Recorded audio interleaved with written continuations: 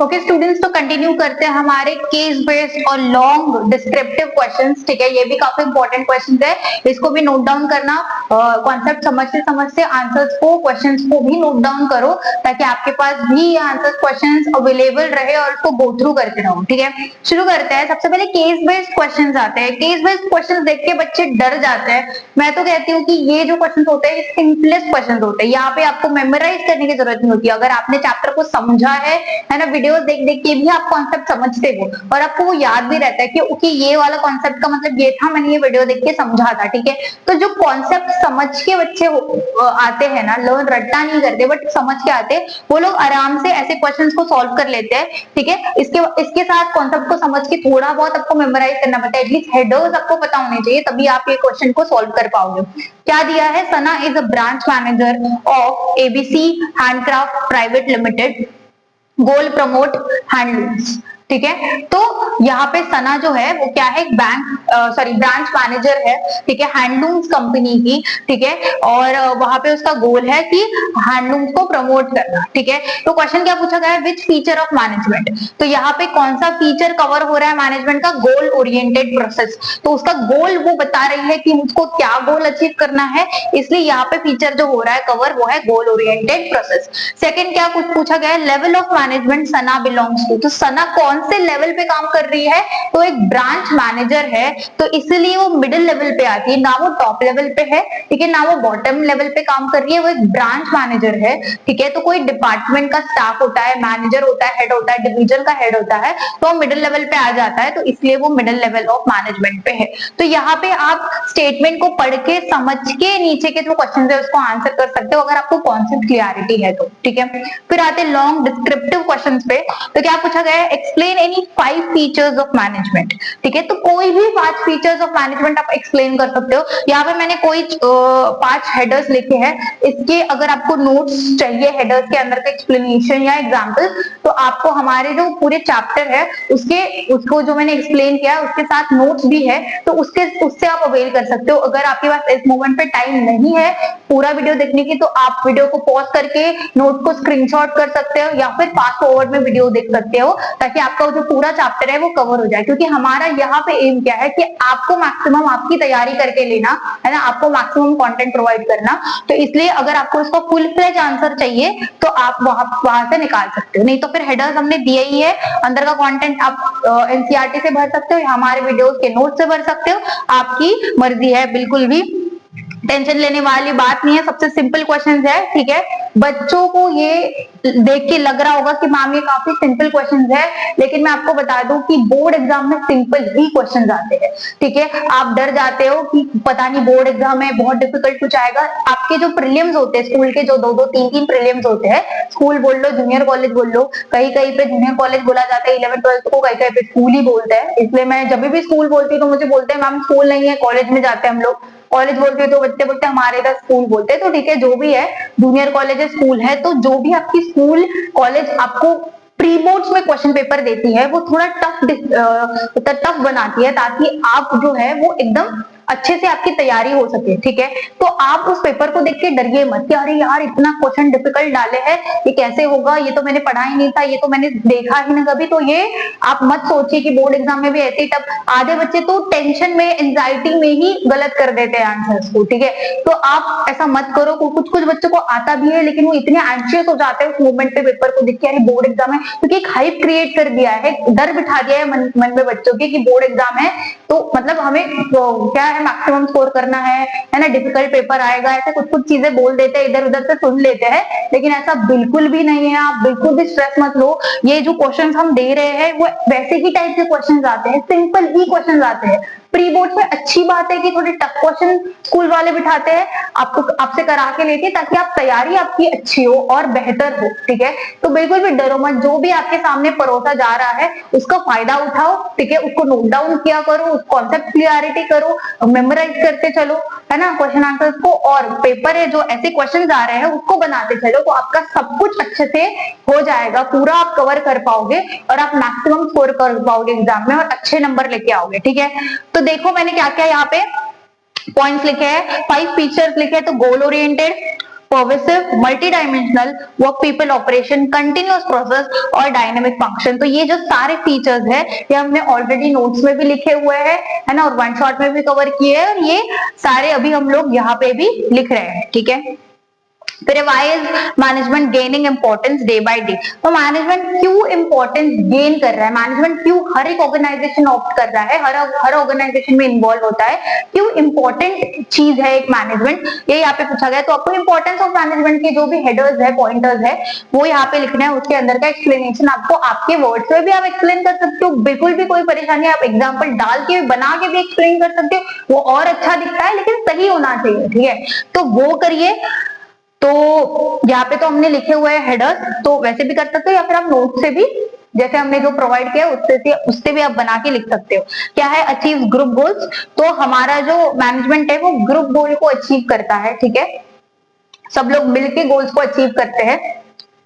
Increases efficiency, efficiency बढ़ाता है, management की वजह से हमारे ऑर्गेनाइजेशन की एफिशिएंसी बढ़ती है। क्रिएट्स डायनामिक ऑर्गेनाइजेशन, ऑर्गेनाइजेशन को डायनामिक बनाता है। फिर हेल्प्स अचीव पर्सनल ऑब्जेक्टिव्स, तो हमारे ऑर्गेनाइजेशन के ऑब्जेक्टिव के साथ पर्सनल ऑब्जेक्टिव्स भी हम मैनेजमेंट की वजह से अचीव कर सकते हैं। Contribute to development of society, और सोसाइटी के भी डेवलपमेंट के लिए ऑर्गेनाइजेशन कुछ ना कुछ कंट्रीब्यूट करती है, कुछ ना कुछ मदद करती है कम्युनिटी के लिए, सोसाइटी के लिए, और ये भी मैनेजमेंट के वजह से ही होता है। तो ये इसीलिए इंपॉर्टेंट है मैनेजमेंट। तो बेसिकली आप कुछ भी स्टेटमेंट, कुछ भी इन द सेंस, कुछ भी हेडर्स जो आपने बाकी के भी क्वेश्चंस में कवर किए वो भी आप बना के लिख सकते हो कि क्यों इंपॉर्टेंट है मैनेजमेंट, आपके हिसाब से, आपके थिंकिंग के हिसाब से, आपने जितना भी पढ़ा है उसके हिसाब से भी आप कोई भी पॉइंट डाल दोगे, ठीक है, जो रिलेटेबल होगा, तो वो भी ऐसे क्वेश्चंस में काम आता है। तो इसको बोलते हैं स्मार्ट वर्क, ठीक है। तो हमेशा आपको सिर्फ रट्टा मार के ही नहीं लिखना है, कुछ कुछ चीजें अगर आपको नहीं याद आ रहा है, आपसे नहीं हो रहा है, तो आप जो भी आपने पढ़ा है अभी तक उसमें से भी कुछ बना के खुद का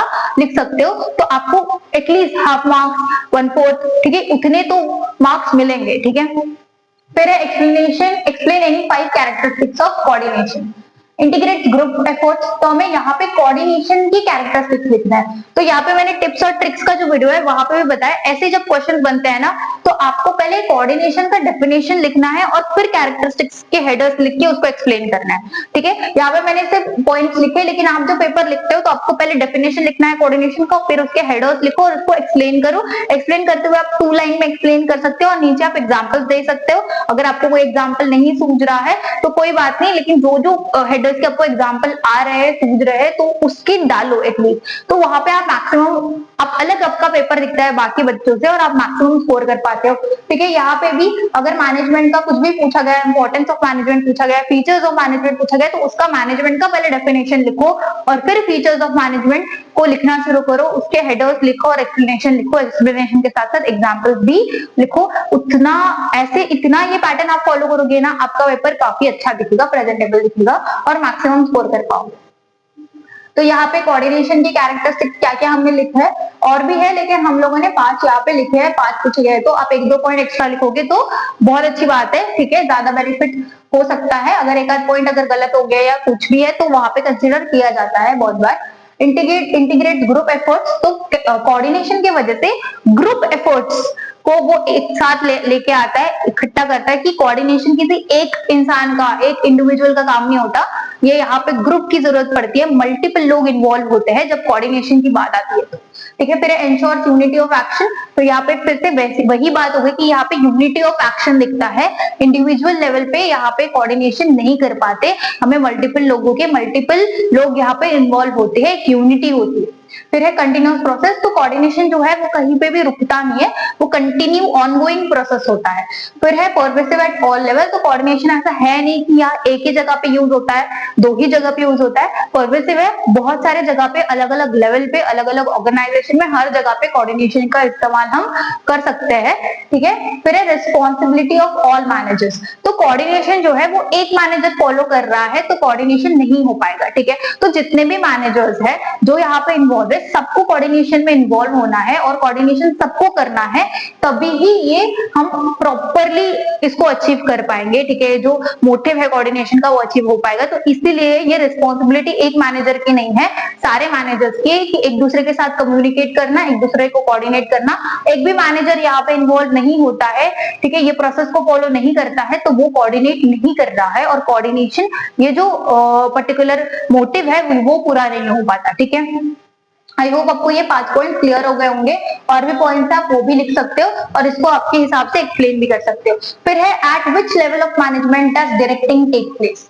तो डायरेक्टिंग कौन से लेवल पे हम लोग यूज करते हैं? तो डायरेक्टिंग एक्चुअली सारे लेवल पे कहीं ना कहीं हम इस्तेमाल कर सकते हैं, लेकिन सबसे इंपॉर्टेंट लेवल जो होता है वो हमारा सुपरवाइजरी या ऑपरेशनल जो बॉटम लेवल होता है वो होता है, जहां पे जो सुपरवाइजर होता है, ठीक है, वो क्या करता है, अपने नीचे वाले जो वर्कर्स होते हैं, लेबरर्स होते हैं, सेमी स्किल्ड, स्किल्ड, अनस्किल्ड, उनको सुपरवाइज करता है, उनपे ध्यान रखता है, मॉनिटर करता है, उनको डायरेक्ट करता रहता है कि ये काम ऐसे करना है, ये काम ऐसे करना है, तो उनको बताता रहता है। ठीक है, इसलिए उस लेवल पे काफी इंपॉर्टेंट है डायरेक्टिंग। तो ये आपको ऐसे लिखना है कि सारे ही लेवल पे कहीं ना कहीं डायरेक्टिंग इस्तेमाल किया जाता है, पर स्पेशली सुपरवाइजरी या ऑपरेशनल लेवल पे ज्यादा इस्तेमाल किया जाता है। ठीक है, art is concern with personal application of knowledge, how does this show the nature of management. तो आर्ट जो है, यहाँ पे स्टेटमेंट दिया गया है और आपको क्वेश्चन लिखा गया, art is concern with personal application of knowledge. ठीक है, how does this show the nature of management. तो यहाँ पे हम लोगों ने आर्ट को पकड़ के एक स्टेटमेंट लिखा है और पूछा गया है कि ये मैनेजमेंट में क्या नेचर दिखाता है। तो यहाँ पे हमने आंसर क्या लिखा है, मैनेजमेंट इज अ आर्ट।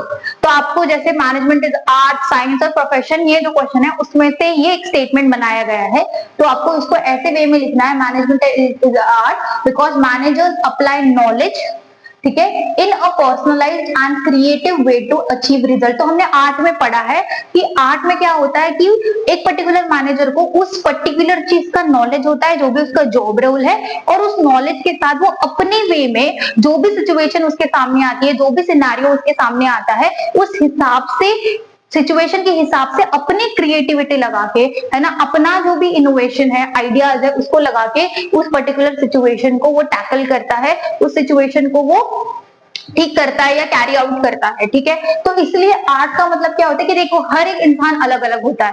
ठीक है, हर एक इंसान का जो माइंडसेट होता है वो अलग है, अलग जगह से वो बिलोंग करता है। ठीक है, तो अलग बैकग्राउंड होता है। ठीक है, तो अलग क्वालिफिकेशन, अलग हर एक चीज अलग होती है। ठीक है, वो कुछ ना कुछ अलग लेके आता है टेबल पे। ठीक है, इसलिए उसको क्रिएटिव कहते हैं। ठीक है, इसलिए उसको अलग कहते हैं। क्यों? क्योंकि वो एज अ आर्ट हमें दिखता है। ठीक है, क्योंकि हर एक जो इंडिविजुअल है वो कुछ ना कुछ डिफरेंट और पर्सनलाइज लेके आता है, कि उसके पास खुद की चीजें होती है। इसलिए हमने ये स्टेटमेंट में लिखा है कि वो अपना जो नॉलेज है वो पर्सनलाइज्ड और क्रिएटिव वे में लेके आते हैं, ताकि हम जो रिजल्ट है हमारा वो अचीव कर सके। आई होप आपको ये सारे क्वेश्चंस क्लियर हो गए होंगे। ये बहुत इंपॉर्टेंट क्वेश्चंस है, इसको नोट डाउन करो। और भी चैप्टर्स के इंपॉर्टेंट क्वेश्चंस हम आपके लिए लेके आ रहे हैं। अगर आप वीडियो पे नए हो तो चैनल को सब्सक्राइब करो, हमारे साथ जुड़ जाओ, ताकि आप सारे वीडियोस और सारे सीरीज को फॉलो कर सको। आपके फ्रेंड्स के साथ शेयर करो ताकि वो भी इसको अवेल कर सके, आपके साथ बैठ के पढ़ सके। और वीडियो अच्छा लगा होगा तो वीडियो को लाइक करो। मिलते हैं नेक्स्ट चैप्टर में और नेक्स्ट वीडियो के साथ, नेक्स्ट क्वेश्चन आंसर्स के साथ। तब तक के लिए keep studying and take care.